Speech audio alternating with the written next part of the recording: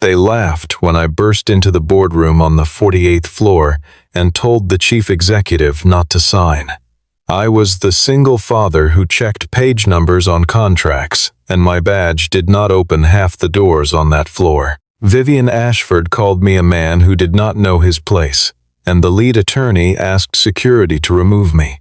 But I was not looking at her. I was looking at the last signature line, and at the small registration mark on an appendix nobody had read. When she turned to it, her face went white.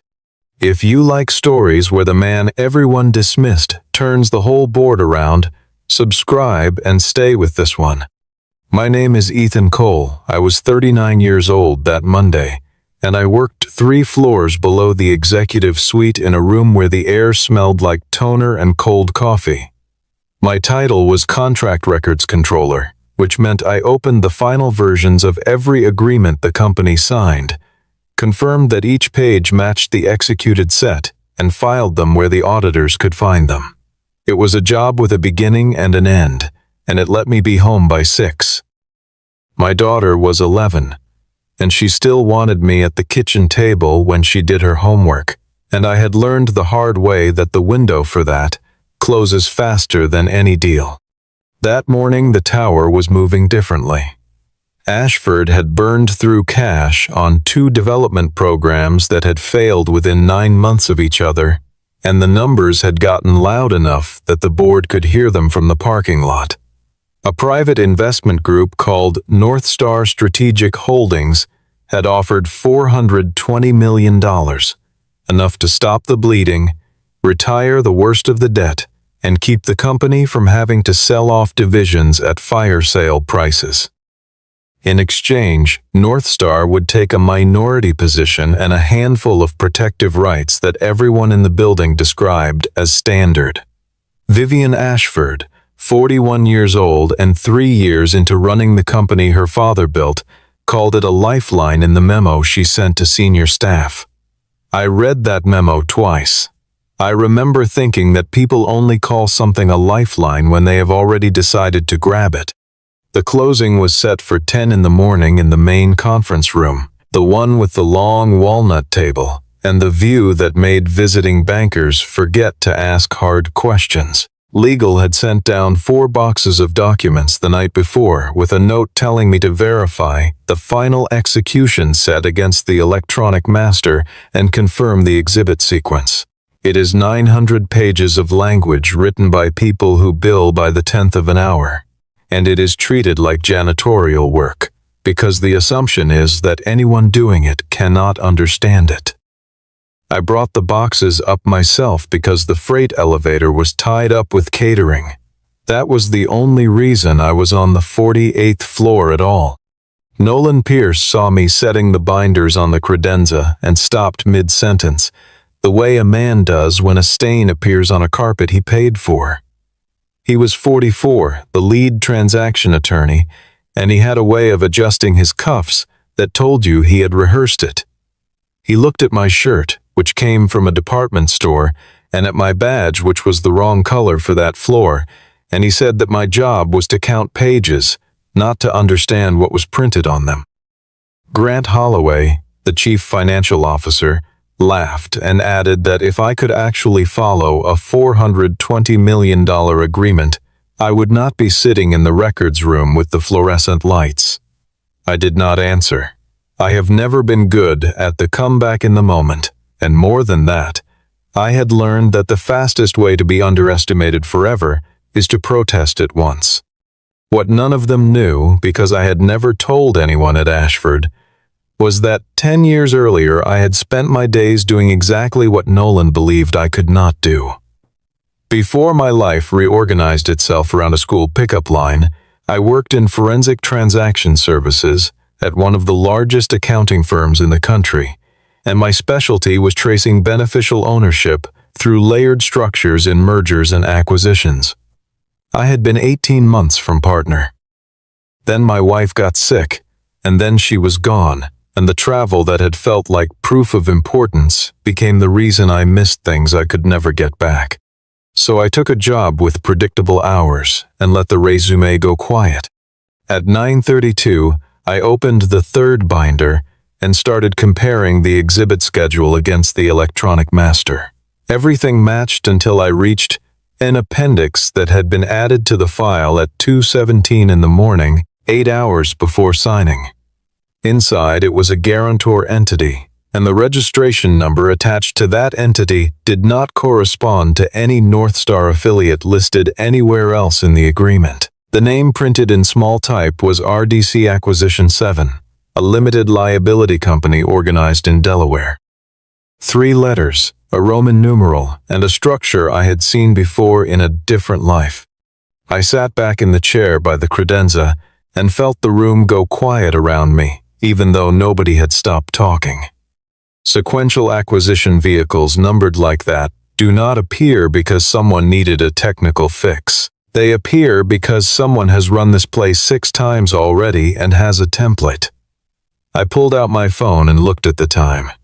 It was 9:41.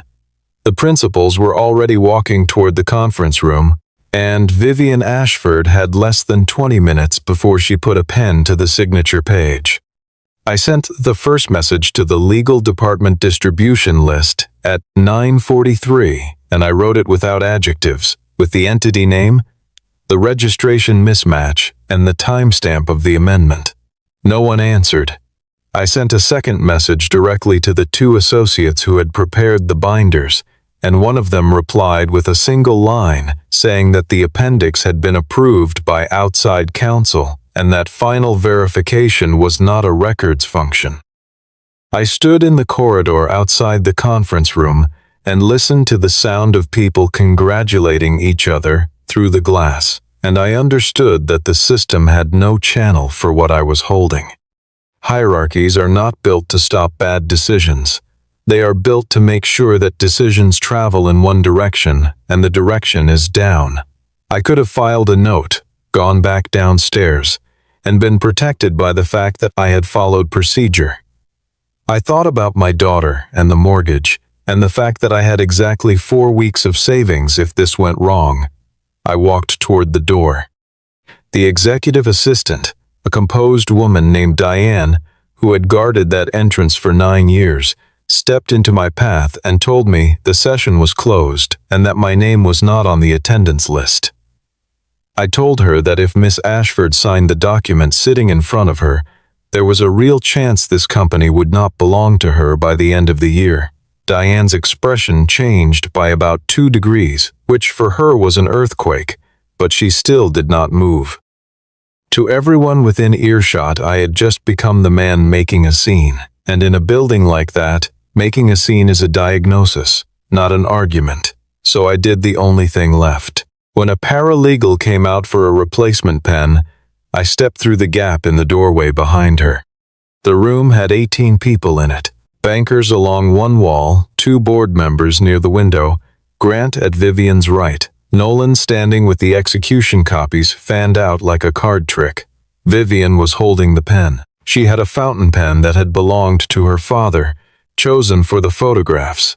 I said clearly enough to Carrie that she needed to stop and that there was an ownership problem in the closing set. The air went out of the room. 18 faces turned toward a man in a $40 shirt who had just interrupted the largest transaction in the history of the company. Nolan recovered first because attacking is faster than thinking. He asked me, in a voice pitched for the bankers, whether I held a law degree.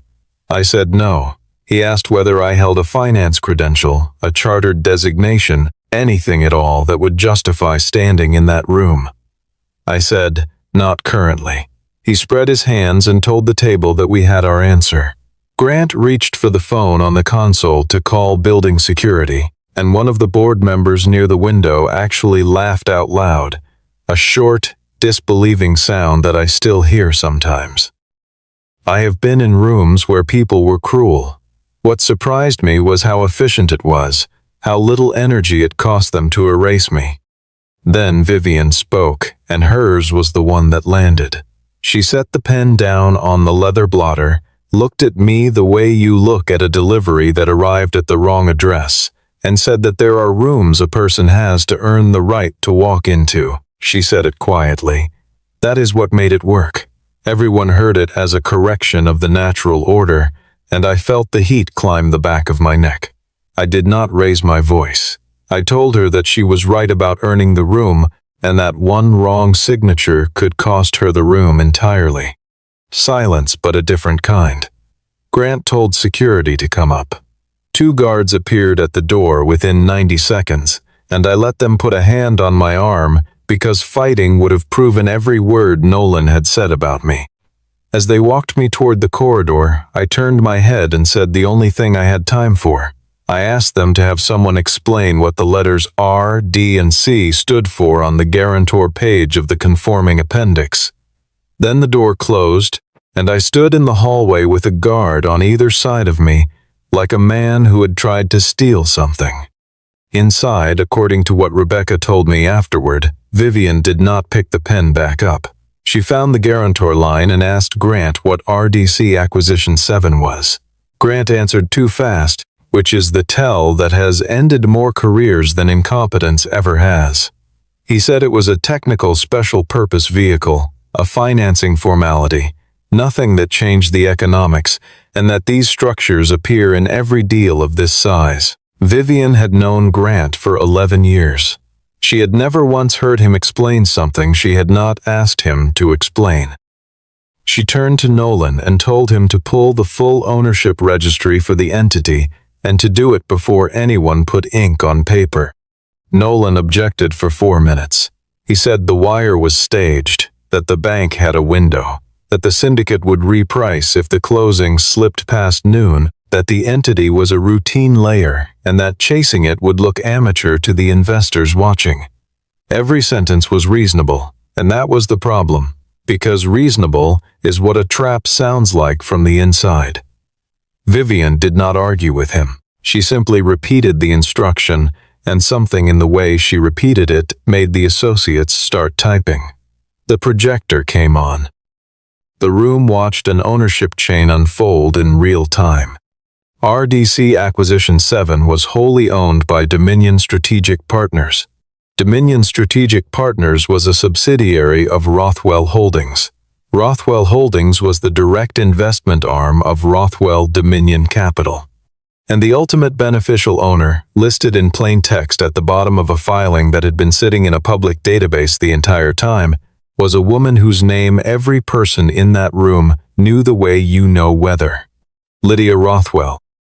54 years old, roughly $4 billion, and a 20-year reputation for buying companies the way other people buy furniture at an estate sale, which is to say cheaply, and from families in distress.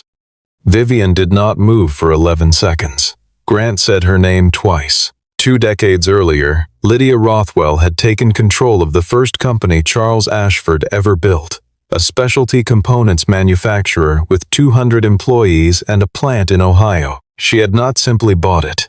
She had broken it into 4 pieces, sold 3 of them within a year, removed every senior leader including the founder, and given an interview afterward in which she described the management as sentimental.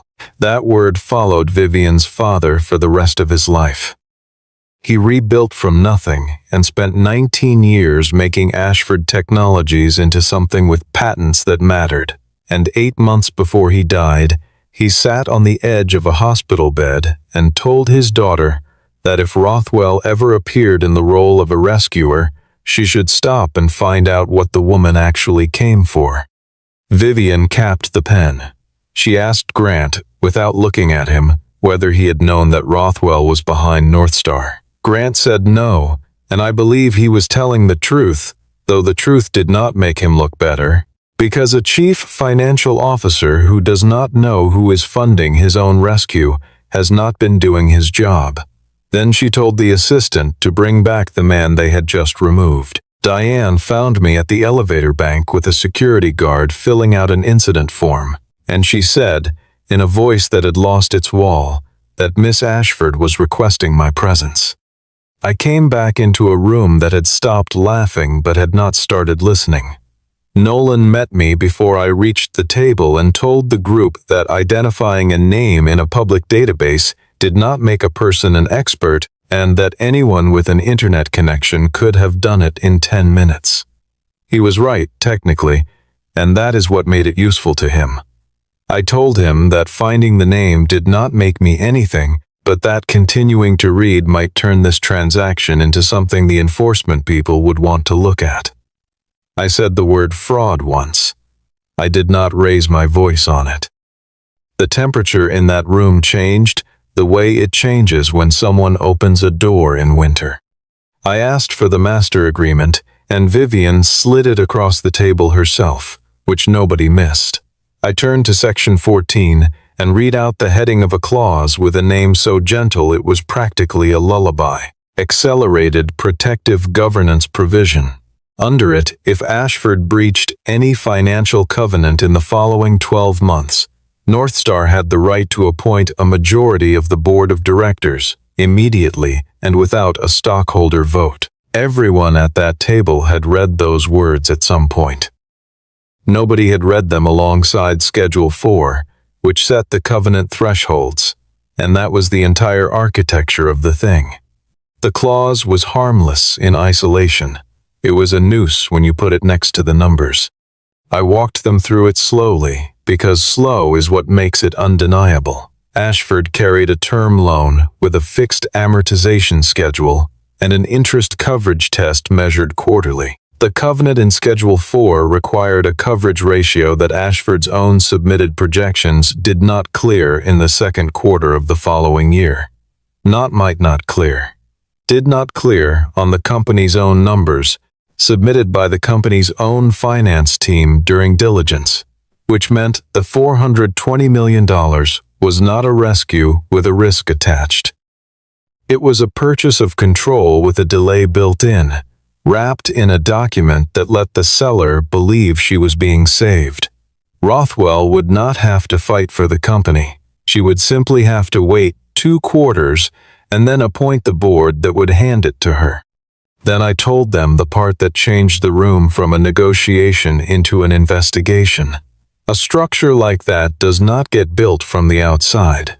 To set a covenant that a company is certain to breach, you need that company's internal forecast, the assumptions behind it, and the timing of its debt service, at a level of detail that never appears in a public filing and rarely appears even in a diligence data room.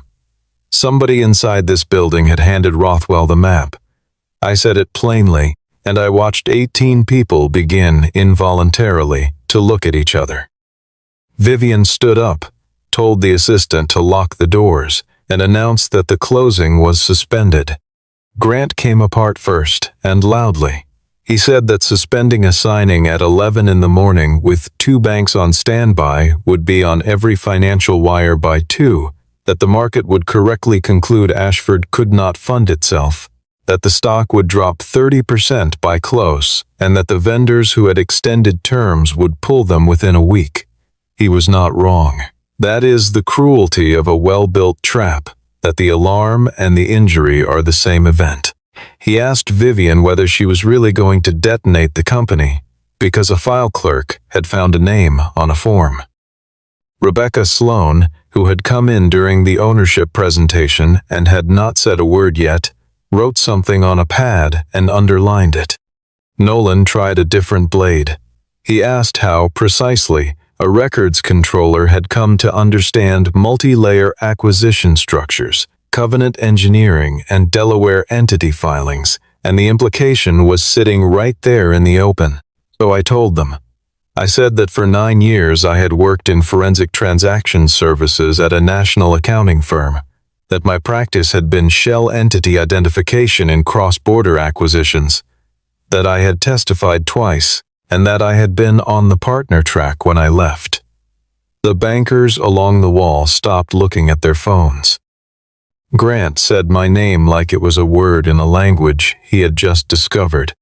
Nolan, who could not stop, said, "So you used to be somebody important." I told him no. I told him that I used to have an expensive job, and that the two things are not the same, and that I had learned the difference in the 11 months my wife spent getting sicker while I was in airports being important. I said that when she died, my daughter was 6, and that the choice in front of me was a corner office, or a person who would be at the house every night at 6 o'clock, and that I chose the person, and that I have never once regretted it. Vivian looked at the table for a moment, and I found out later that she had lost her own father 18 months earlier, and that she recognized something in the arithmetic. Rebecca crossed the room and sat down beside me, which in that building was a political act, and asked what she could pull. I told her I needed the document management metadata on the conforming appendix, the full audit trail, not the summary view. The appendix containing the guarantor entity and the cross-reference that activated the governance clause had been added to the closing set 17 hours before the scheduled signing at 2:17 in the morning on a Sunday. The internal approval had been recorded under a credential belonging to the finance organization, specifically the Office of the Chief Financial Officer. Everyone turned toward Grant, and the man went the color of the table. He said, immediately and too loudly, that 4 people had delegated access to that credential, that his executive assistant used it, that 2 directors in Treasury used it, and that this was standard practice. Vivian's face did something I had not seen on it before, which was doubt aimed at someone she loved. 11 years is a long time to trust a man's arithmetic. And for the first time since I had walked through that door, the room was oriented toward me, not as an intruder, but as the person who might say the next true thing. It was the feeling of a floor holding your weight after you had already started falling. But I did not say Grant's name, because the data did not say it either. I told them that an approval credential proves a keyboard, not a person, and that we needed the transmission record before anyone accused anyone of anything. Rebecca pulled the mail gateway log.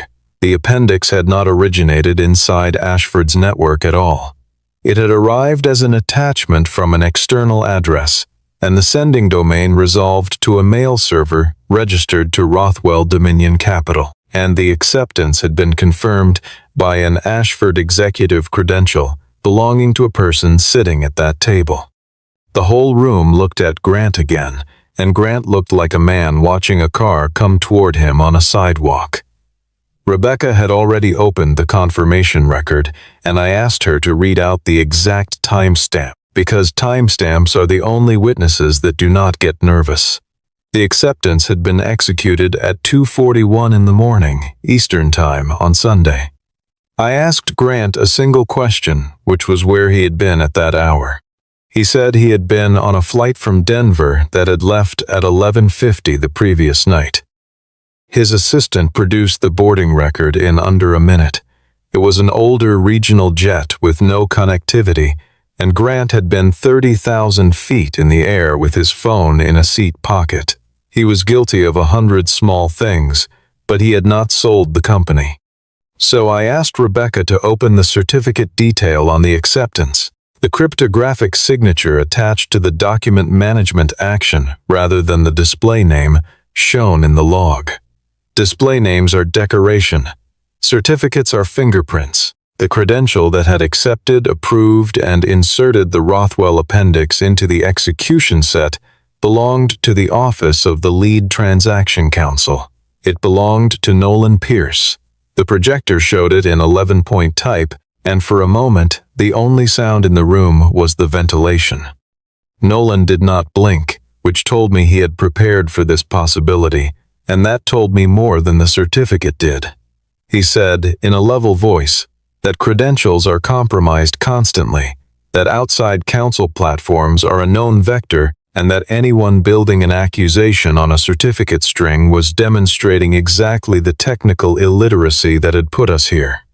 2 board members nodded, because it sounded like something a competent person would say. I did not argue with him. Arguing is how you lose to a professional. I asked him one question instead.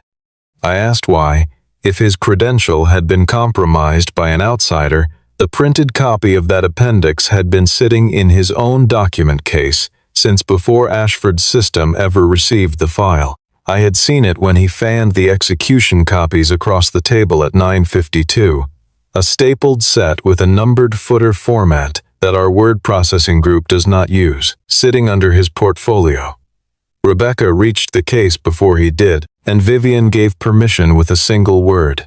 The stapled set was there. The footer carried a document identification stamp from an outside vendor, and the print date on it was Saturday afternoon, more than 12 hours before the file entered our network. Nolan Pierce had been holding the clause before it existed inside our company. He changed shape in front of us, and I have seen that happen before, but never that fast. The denial vanished and was replaced by something almost relieved. He said yes. He had been in direct contact with representatives of Rothwell Dominion Capital for 6 weeks. He said he had done it to protect the transaction, because Vivian had been indecisive, because the board had been slow, because a deal of this size dies if it is exposed to too many honest opinions. He was still calling it protection while the projector displayed the mechanism behind him. Then he turned to Vivian and made his real argument, which was the only one that had ever mattered in that room. He told her that the company was dying, that the coverage ratio was going to be a problem with or without Rothwell, that the vendors were already asking questions, and that Mr. Cole could point at marks on paper all day long, but could not conjure $420 million out of the records floor.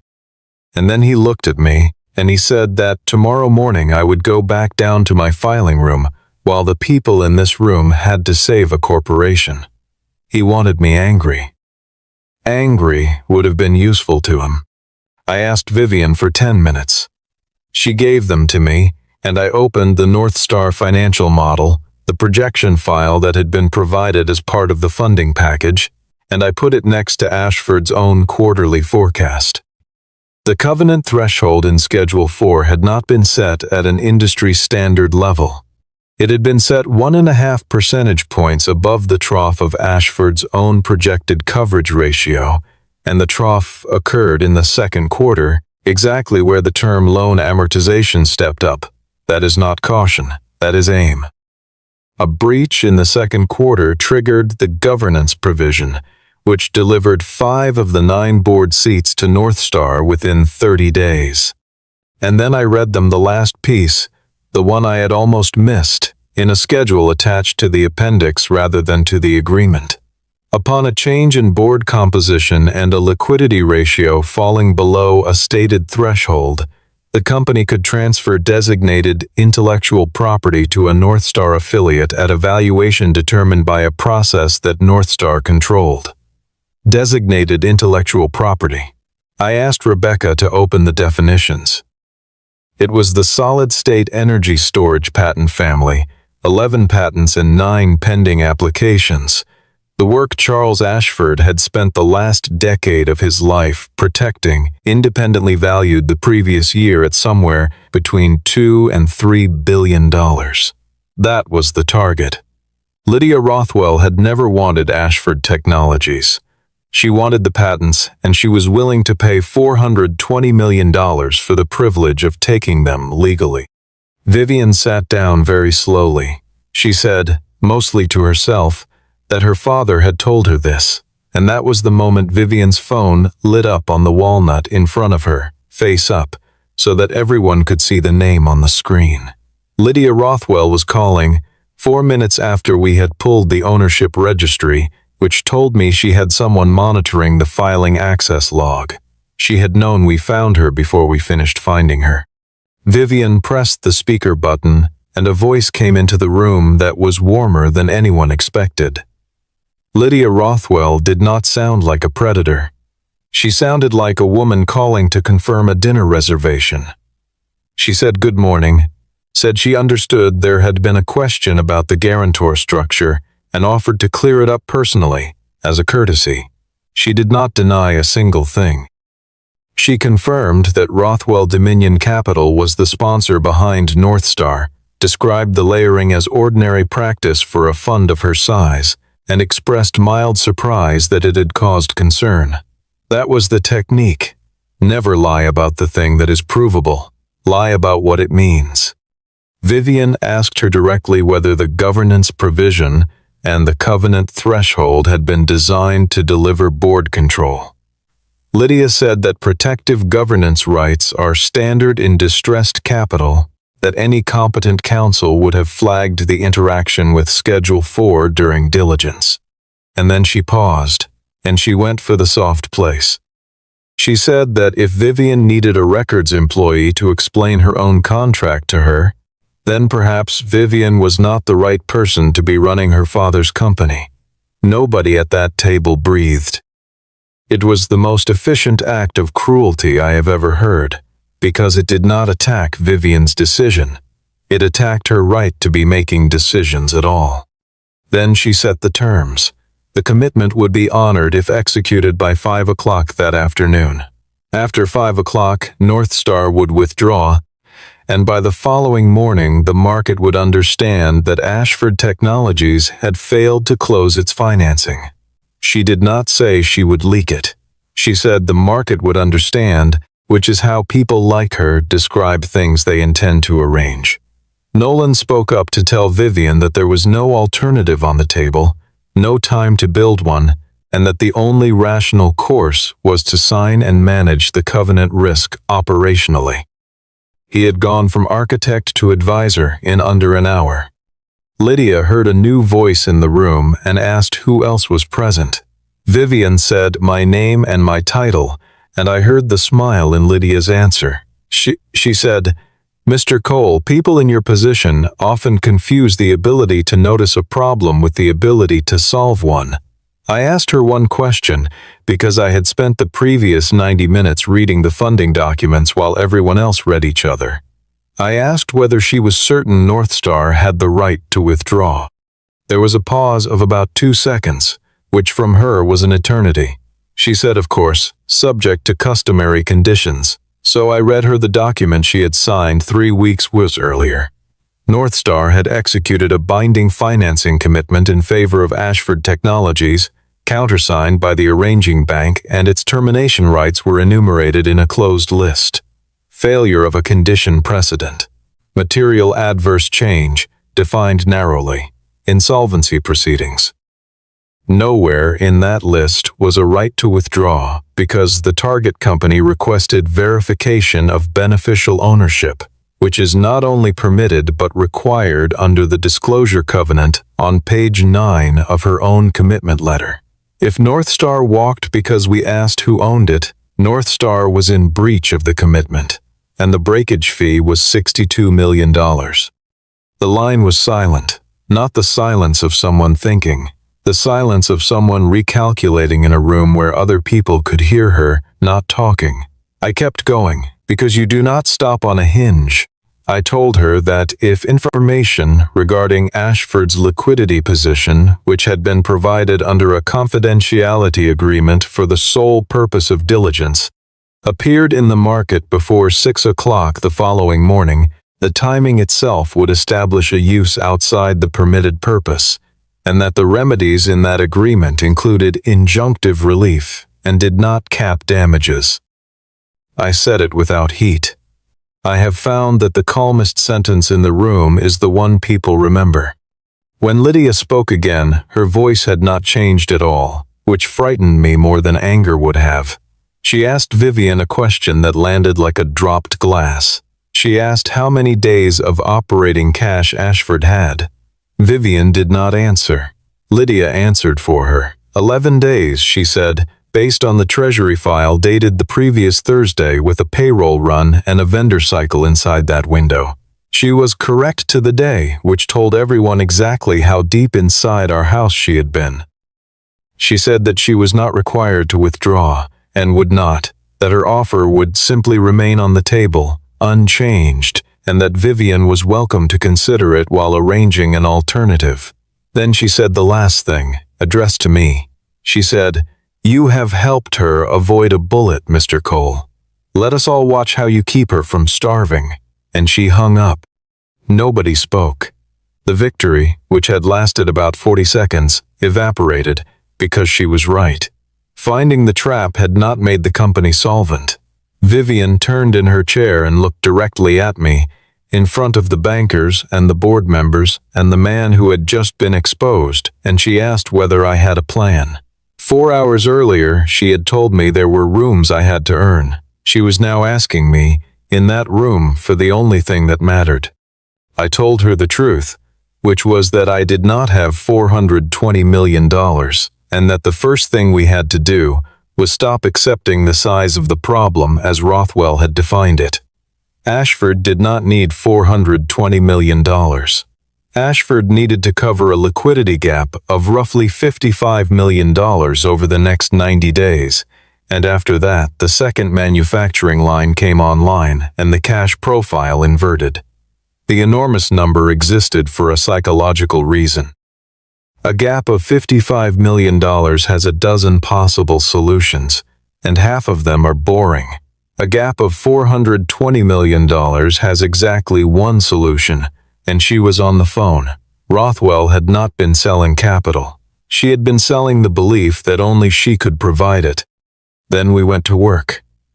Grant, who had spent the morning calling me a file clerk, pulled the fixed asset register and found 3 non-core holdings that had been sitting on the balance sheet for years, including a distribution facility outside Sacramento that the company had not used since the previous consolidation, worth about $19 million in a sale and leaseback. Rebecca sketched a bridge facility structure with a regional lender who had been trying to get Ashford's business for 2 years and who would not require governance rights, only a first position on the receivables. It was more expensive money. It was also money that could not vote.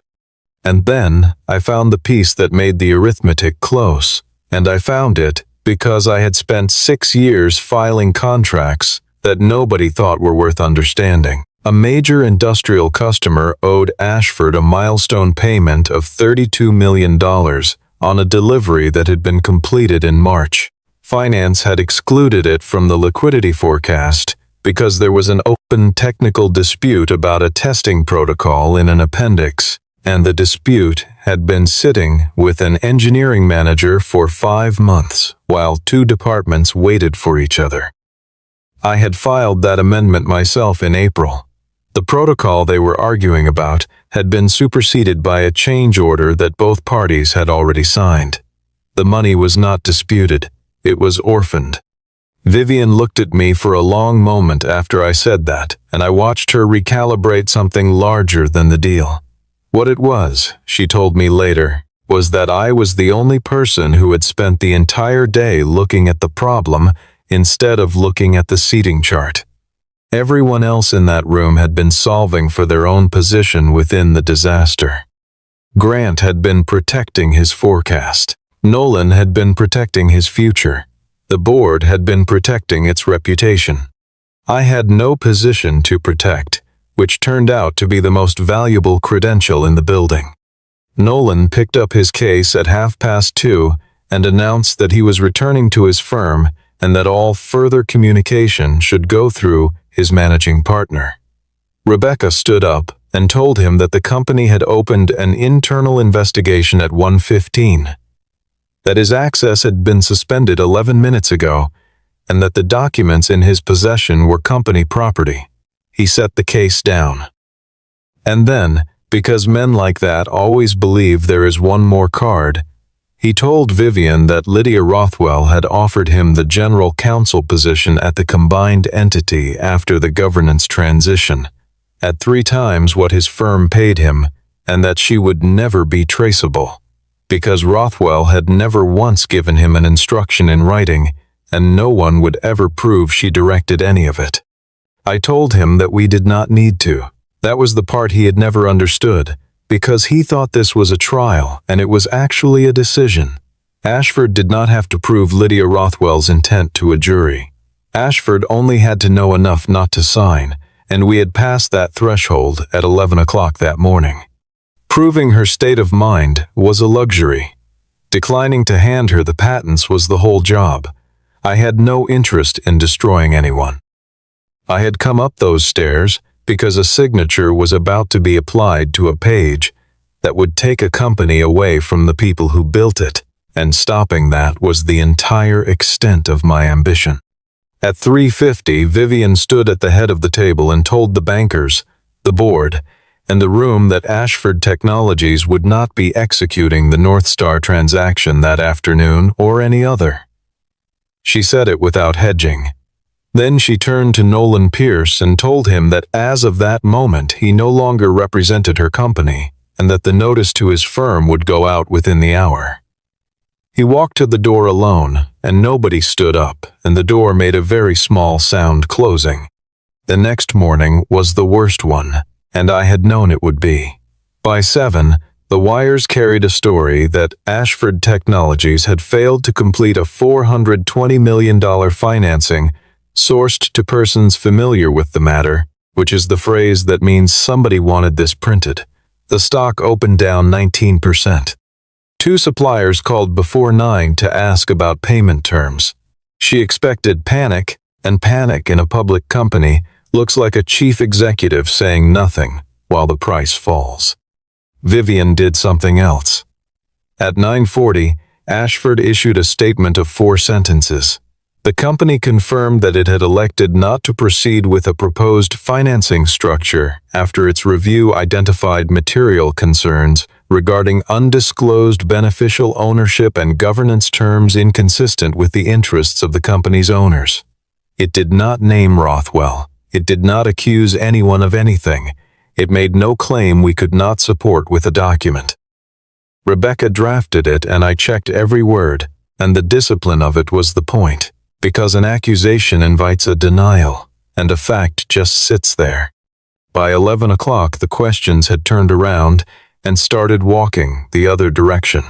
If Ashford had walked away from $420 million over ownership disclosure, what exactly had been in that document, and who had been behind North Star? A financial journalist pulled the same Delaware filing I had pulled and published the chain by 2 in the afternoon. A pension fund that held 8% of Ashford's stock sent a letter to the board requesting a briefing on the terminated structure, and their letter, notably, was not angry at Vivian. By Wednesday, a commercial bank that had lost the original mandate called Grant directly and asked whether there was room for a conversation. The customer paid. Once the superseded protocol was on the table, their counsel took 9 days to confirm what the change order already said, and $32 million landed in Ashford's account on the following Thursday. Grant closed a 90-day revolving facility at a rate that made him wince and secured the sale and leaseback on the Sacramento facility in 3 weeks. It was not elegant. It cost more than Rothwell's money would have cost, and that is exactly what people never understand about cheap capital, that the price is not printed on the term sheet. Ashford had time now. Time was all it had ever actually needed. Lydia Rothwell called Vivian once more, 11 days after the signing that never happened. She was gracious.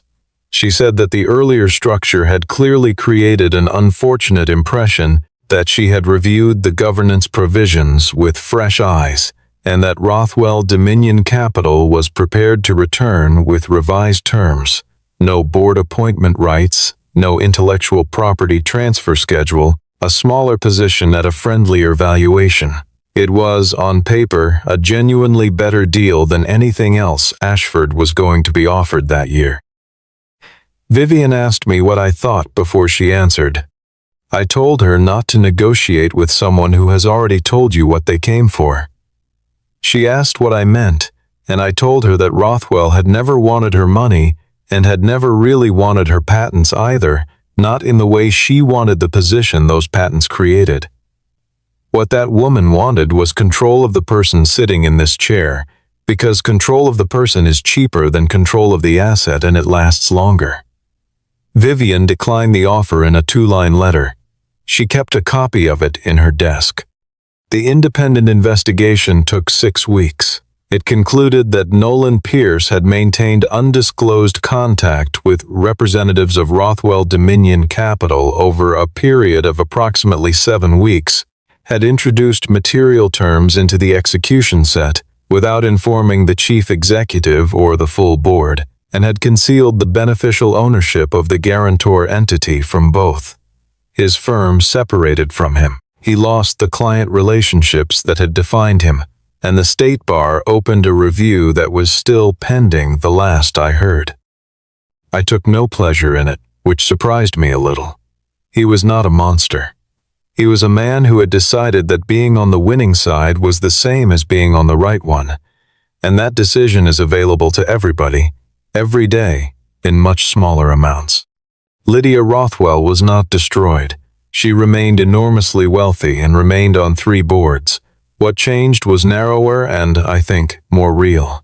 2 institutional partners declined to commit to her next fund. A trade publication ran a careful piece about layered guarantor structures that used the Ashford matter as its central example, without ever alleging a thing, and after that, counsel on the other side of her transactions started asking for ownership representations in the first meeting instead of the last. She lost some of the things she had always relied on most, which was the assumption that she was the only door. And then there was the part that had nothing to do with money.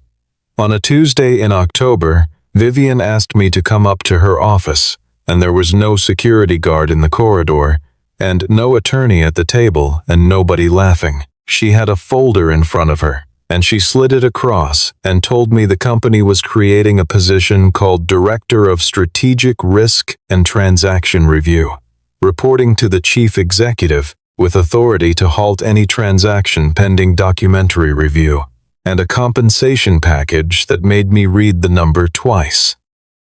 I opened the folder and started reading it, actually reading it, page by page, the way I read everything. She got about 90 seconds in before she cracked and asked, with real nerves, whether I had found something. I told her not yet, but that this time I intended to read before I signed.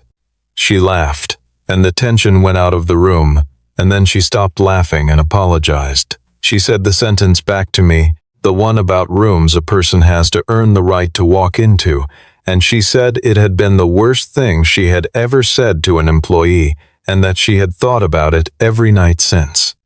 I did not make her crawl. I told her she had been right, and that the only thing she had gotten wrong was assuming that a title is the only way a person earns the right. She nodded, and she did not say anything else, and that was enough. 3 months later, Ashford opened negotiations on a new strategic transaction, smaller, cleaner, with a partner whose ownership fit on 1 page. The meeting was on the 48th floor in the room with the walnut table, and the chief executive was there, and Grant, the investment bankers, and the new outside counsel who had been briefed twice on what happened in the spring. I came in at 3 minutes before 10 with a binder under my arm and a badge that was a different color now. Nobody asked me why I was there. There was a chair beside Vivian's, and it was empty because it was mine. Grant leaned over as I sat down and said, "Cole, please do me one favor and do not blow this one up before lunch." I told him to give me the documents before breakfast, and I would let him know. The bankers laughed, and it was a different kind of laughing than the sound I had heard in that room in March.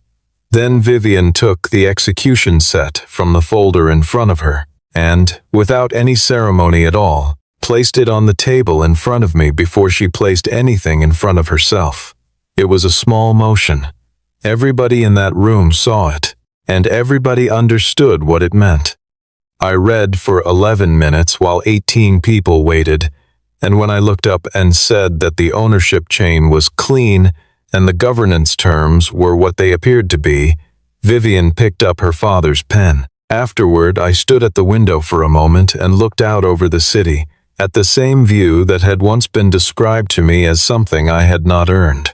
I never became wealthy.